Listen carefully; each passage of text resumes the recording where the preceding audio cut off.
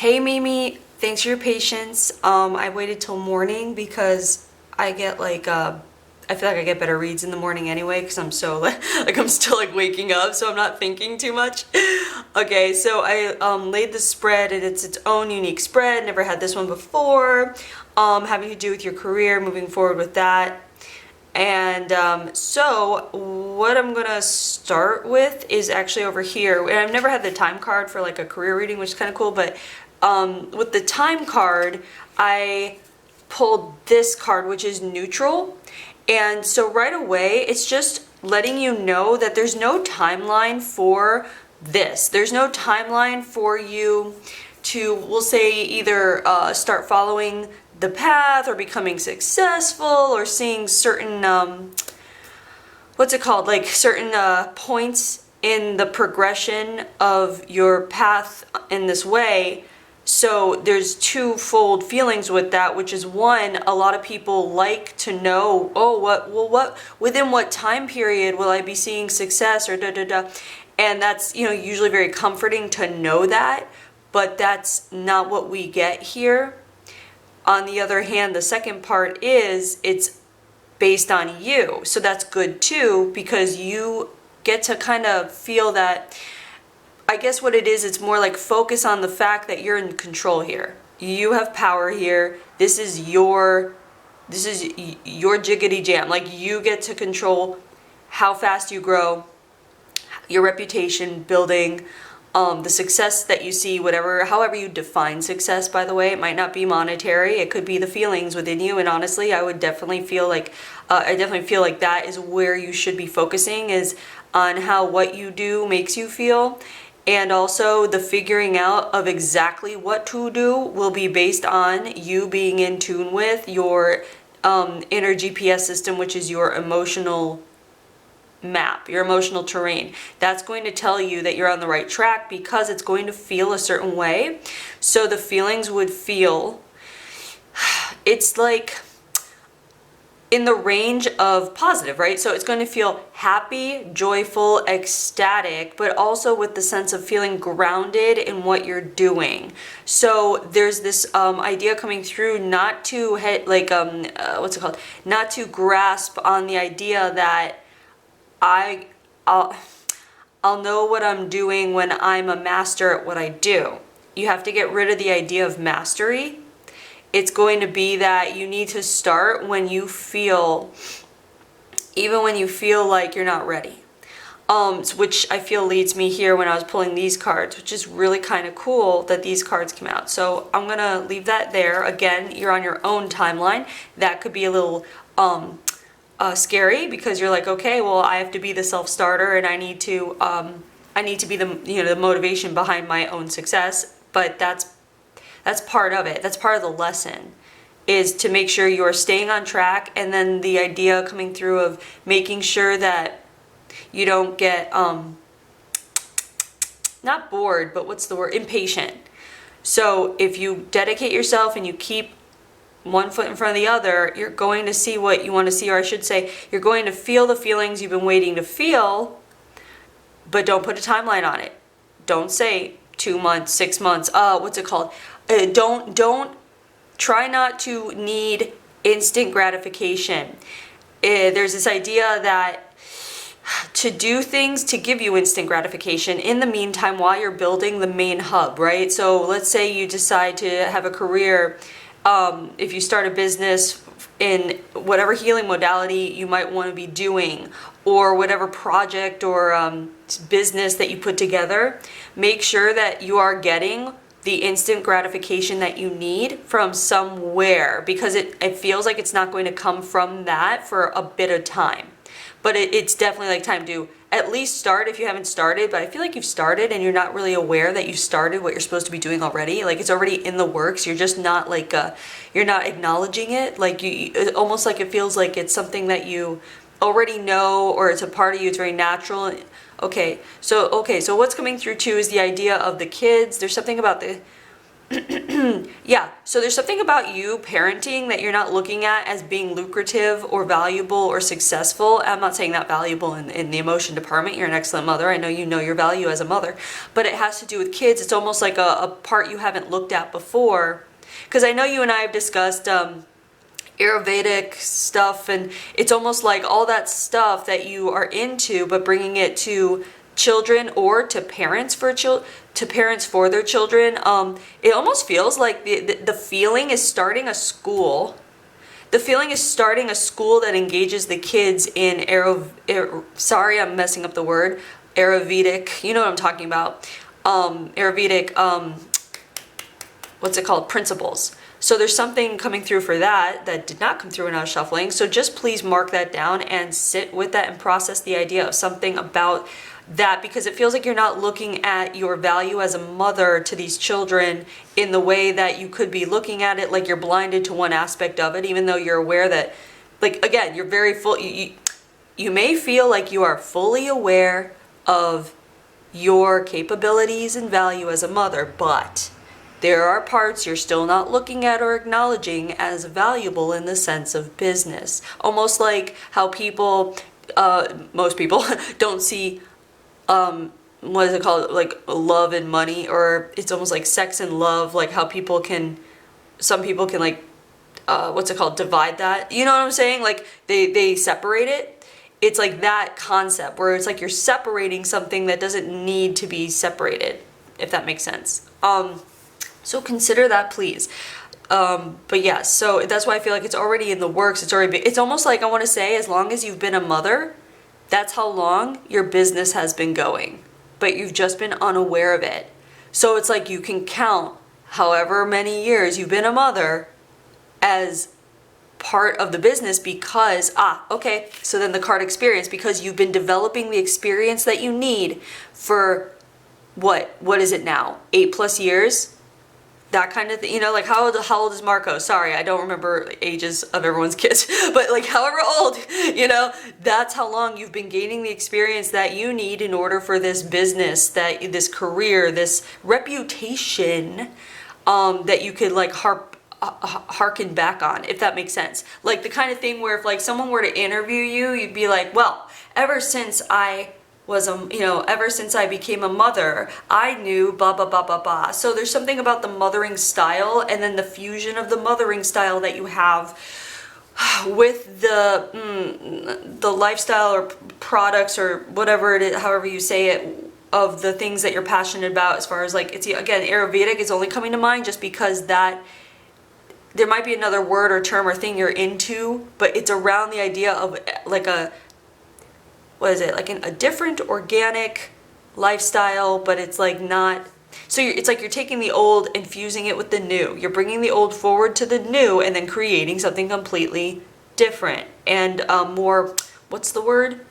When it's topical, more more modern for people to understand. So it's almost like hip Ayurvedicness for parents and kids. Like that, like, so anyway, this card, the experience card, is the idea that you have to understand that you have the experience and that you are only holding yourself back by not recognizing the experience that you already have, or not giving value to it, or not seeing it as a way to, like, you're not seeing it like how you can utilize it for your benefit in this career. Again, it's fusing two concepts together that you might feel don't go together or just haven't seen as going together. And this can be, it feels like it could be a movement. It's kind of like, you know, what's coming to mind is the Montessori schools, right? How that's grown into like something that the whole, you know, everyone knows what that is. Not everyone does it, but they know the name. Like that's what this feels like it has the potential of being like. So just keep that in mind as you move forward. And okay, so here's the interesting part, what we were talking about before about like not seeing certain things. It's because, so here's the con card, right? Like a con artist. Well, it doesn't mean you're a con artist. What it means is that there may be parts to this that you feel aren't, we'll say that there are parts of this that you have been raised to believe don't fit right, don't, let me think of the right, I'm trying to articulate it correctly. Because how it wants to come out is basically like, there are parts to this idea that you would feel are no-nos, that you would feel maybe are like morally or ethically like against what you've been raised to do. And that can be hard for you. Like you can look at it and think like, oh no, that's like, I can't do that because that's wrong. And so there's this message coming through to make sure that you're looking at what you define as wrong. This is the time when you really need to go through your morals and ethics and decide what has been planted in your head, what seeds have been planted in your head since youth, and has grown in you, and what you're still holding on to, that would tell you it's wrong. Like, again, like growing up in the church, there's so many things that are wrong. And it's like, yeah, like you might be doing an excellent job deprogramming from all that, but there's still stuff there that you're allowing to dictate your actions. And it's like in business, you're going to have to separate your emotions and see things as business versus friends, we'll say. So let's say there are friends that are involved in putting this business together, and you have a friend who is slacking off, fucking up left and right, and not doing their job because they're relying on the fact that you're friends. So they're like, oh, well, we're friends, I can take it easy, and you're the boss, right? So you're going to have to like decide, do I just let her, kind of like hold this business back? Or do I tell her I love you, but this is not efficient, and if you can't pick up the slack, then I'm going to have to let you go with love, like that kind of thing, like that kind of thing. You know what I mean? Like where maybe you've been taught like, oh no, if your friend or even family, then you give them leeway or you make excuses for them or whatever it is. You can't do that with this. So you might find yourself being presented with certain hardships like that are going to make you decide certain things about yourself where you're going to have to be like, okay, I can do this. If I have my business mind, I can be this way, and then when I'm in my friend mom mode, I could be this way. You know what I mean? Like, so it's like you're going to have to learn to develop compartmentalization in your mind in order for this to be successful, and that's going to take going through it. You'll be presented with the opportunities is what it is, but you'll essentially will be going through what is morally, ethically, how you deal with people on different levels, business versus pleasure, right? So that is probably going to be your hardest hump to get over because you have such a big old heart and you love people, but the fact is you also are a people pleaser. So you need to not do that when it comes to business if you're going to be running the show. Like, you need to learn to stand on different legs, so to speak, but you have everything you need for that anyway. Okay, does that make sense? That's why the con artist comes up, because it's like you might feel like this isn't me. You might feel like you're either faking it, which you might feel that way because you have to establish a new aspect of yourself. You might feel like this is wrong, but you have to understand, like, there's wrong and then there's wrong. Like, there's different it's wrong because it's going against what is ingrained in you, planted in you from programming, versus wrong otherwise. You know what I mean? Just like wrong as far as how you define it. Like, you get to have the power to define what wrong is. It's almost like it's like people want guidelines for how to live because it's safe. You can't do that with this. This is like going to help people. This is going to like change. This is going to help the next generation become their greatest potential. So you can't allow this vision to be dictated by programs of your past. This is going to push you out of that if you allow it. If you're stubborn, you'll stay, and we'll see what happens. But like, you need to allow this push to happen. So this card right here is the War card, right? So with the War card, we're seeing internal battling is what's happening. So you're going to see this, but it's not bad. This isn't ominous. This isn't like, oh God, what's coming? This is all going to be very fascinating because it's a human experience. And if you approach it with the right perspective, like this is my human experience. I signed up for this. This feels kind of weird, but I know I can handle it because it's being presented to me, and I wouldn't be presented with these situations if I couldn't handle it, kind of thing. If you approach it in that way, you're going to come out on top. But don't avoid it and don't regress back. And if you do, it is what it is, you're human. But this is going to be such a great opportunity, and it might be kind of tough, but what's nice too is the feeling here that you do have the support system you need. In fact, the people that you feel like you can rely on the most, you're going to find that they're going to go from rocks to boulders for you. So you need to be able, oof, I have chills. You need to be able to understand that you have a support system in this, and you have people that you can talk through your feelings with like this, okay? Like these tough feelings where you don't want to talk about them, you don't want to admit to having these kinds of thoughts or feelings because it's like, again, wrong, right? So you need to trust that you have the support system that will hear you out and not judge you, and also be able to give you the insight and input that you need in order to feel good about making decisions, about I want to say evolving in your mentality, okay? So if you go through this, what we're seeing here, this card, we're seeing enlightenment. This is the enlightenment card. All of this is going to push you, like we were talking about, into a new aspect, a new state, a new level, a new mentality, a new emotionality. This is a higher dimensional living. This is the new reality. This is the next dimension, so to speak. You know what I mean? It's different for everyone. But this is representing the place that you are striving to get to. It is a place of great empowerment. It's the feeling of owning yourself, knowing yourself more fully than you ever have before, kind of thing. So as much as you feel like you are getting to know yourself now, this is going to be a level up where you're going to be standing there grounded in who you are, in this newer, higher version of yourself. And also what you're going to feel are feelings like, I didn't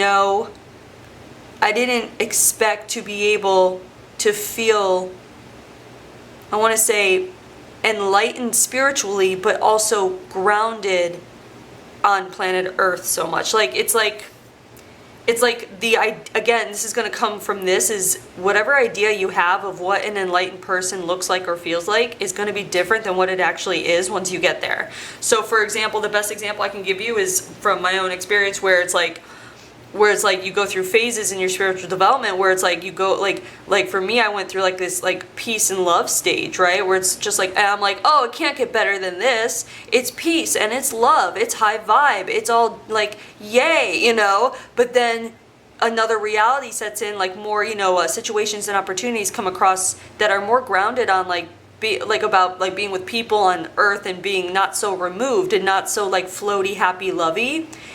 And it's more like there's like a realistic aspect to it that I didn't have during the floaty lovey part. But here on this side, to me, is even more evolved and more enlightened than being in that floaty love bubble space, if that makes sense. It's like, it's more rounded. And so that changed my concept of what more enlightened means. Like, it does not mean being a monk in a cave and just loving everyone. Like, you know what I mean? Like, it's a whole different thing. So you're going to find what enlightened means to you. You're going to you're not just going to like, it's not about knowing or understanding. It's about actually feeling it. Like realizing like, oh, this is, okay. And it's a feeling of power. And you're going to like understand that. It feels like there's something about like understanding how power is not bad. It's about how you view it and how you use it, you know? So you're going to see a lot of change happening as you shift everything we were talking about shifting. You're going to also be shifting certain definitions and mindsets about certain ideas that you might never see coming. Like a lot of people have associate money with like evil or money with like shallowness. And then once they like have again shift or change over and they get a lot of money and they realize, wait, I'm a good person and I have money isn't bad, money's good. Like, you know what I mean? Again, it's about shifting, redefining what things are. And as you start to shift in your mind and redefine what like wrong is to you or what successful is to you or whatever it is, you start to realize that you've had all of the experience you've needed all along kind of thing. You're going to broaden your I want to say intake or your receptors for abundance. You're going to be opening up to receiving abundance in even more ways than you anticipated, because we all tend to narrow the passages of where or how we receive abundance, and this is going to open you up to that. So keep that in mind, okay? Okay, so down here, this has more about the actual thing that to get into that you're going to be working towards, that we talked about. This is the Protector and Guardian card, and this is going to play in because it's something you already have instilled in you as a mother. This comes from, again, we're talking about you already have the experience.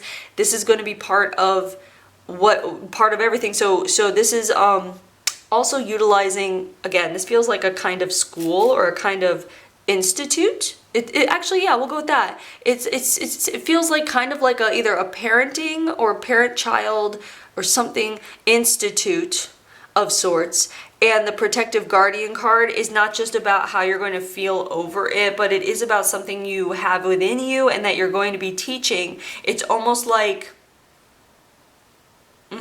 okay, so it's almost like, imagine that there is a healing, and then here, this is the Healer card, which I'm sure you're not surprised to see here, but it's almost like as if you were going to create a healing modality where you teach a course or a class or a program on organic protectorship of the family unit. If that makes sense. So it's almost like we're looking at just bear with me and see how you feel. Let me see if it resonates with you. But it feels like some kind of having to do with mediating, being like holistic mediation. Okay, I have not heard that term before. Maybe that will be the term. See if that resonates with you. Holistic mediation of the family unit. So this feels like there is going to be something you develop. Ooh, hold on. So you develop, it's like a program of cohesion within the family unit, looking at various aspects of roles that each member plays, and it's like the organic role that every person is born with, right? So we all are born with strengths and weaknesses. So it's about each person in the family unit accepting the role of each other as well as themselves and embracing that for what it is, and in doing that, there's going to be a cohesion in the family unit that is more succinct than we see in family units. So this is like holistic mediation to bring family units together, okay? So this doesn't just feel like little kids. This feels like even like teenagers during those years. This is going to help. It's like the idea of helping parents understand the teens understand. It's a communication style, because it's almost going to be like, as much as you deprogram from what you expect of the roles that your children play or that you play in the parenthood, it's like you bring that to the table to show other family units how it can be. So it's like right now, your life has been, as a mother, a living example of what you can look back on and tap into in regards to what you're going to bring to the table here. So this is very interesting. I just want you to sit and process with this idea and see how it feels in your belly, so to speak. The feeling here is happy, by the way. I don't know how you're feeling, but the feeling here is happy. And it feels like not only is that going to be the end result of people who are part of your program, they're going to be able to have a happier family unit, but this is also about you feeling very fulfilled and content and joyful and happy with being able to provide so much help and guidance in this way to other families. Oh yeah, and then what's coming up is that thing you do. You told me you did, what was that thing you did? You helped kids, I think it was in the court system or whatever it was. So you actually have more experience than you think in regards to this, dealing with outside of your family as well. So this is ultimately going to be an incredibly fulfilling feeling. but again, it's on your timeline. So it's about when you want to start. I want to say, like if you like this idea, I would like for you to sit down with paper and pen or computer, whatever, and I want you to write out a class, like as though you are putting together a class that you are going to teach with, and you're going to have a classroom of families. The units are like the parent, like we'll say it's a family unit there, or it could be like a classroom of parents, whatever you want. Pick a class and write a class schedule and agenda as though you're going to present a teaching, a method, a course to these people, and see what comes through you and see how you feel about that, and visualize yourself with these people. I want to say, well, what's coming to my mind is you sitting in a circle with people, quite frankly, kind of thing, or if there's a classroom, you're at the head of the classroom, but you're kind of like sitting with them. You're not standing above them kind of thing, but you have the authority of the teacher. And you're guiding them through it, you're answering questions, but you do have a planned program for it. I don't feel like this is going to be one class. I feel like this is a institute for a reason. And there's a lot of like, I want to say there's also clinical trials, and there's also like this idea of even like apprentice, like people who start to take courses in learning how to do what you do. So you're the first teacher, but then you start to teach people to teach this, and that's how it's going to take off and become almost like, I want to say, a nationwide organization or institute. This is very possibly going to be very, very big. If you allow it to, it's on your timeline again, if you do the work. So ultimately, it's funny too, because it's like, I pulled this card for, well, what can go wrong, right? Like what could stop this? And this card is the fire card, and it's like only you. If you set fire to this, like that's what it feels like. Like if you let it all burn up in ashes, then that's the only thing that's going to stop it. If you don't believe in yourself, that's how you basically, is like how you set fire to it, is you don't believe in yourself. You don't give yourself the time that it's going to take, basically the patience. And if you don't do the inner work, that's the only way it's not going to work, is if you don't propel it forward. So as long as you are taking one step at a time at whatever pace works for you, it'll be fine.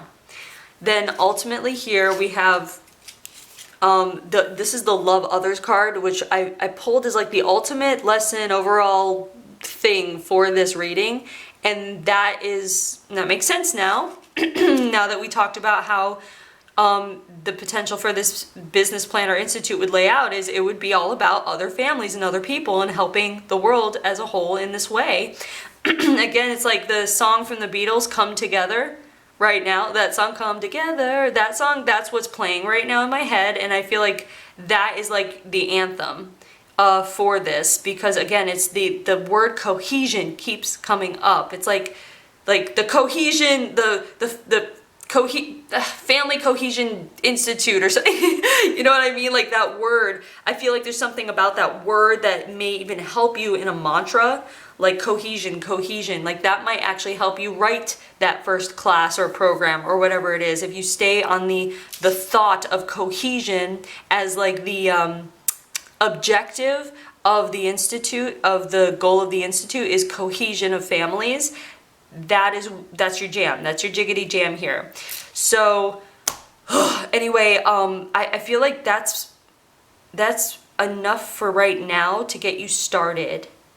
I feel like there's more as far as like the next step, but there needs to be a first step first. So this is again, how you approach is going to be important. The perspective, this is fun. This is exciting. You have everything you need. You have the experience. You're ready to go. You're not going to feel like it. It may feel risky. It may feel scary.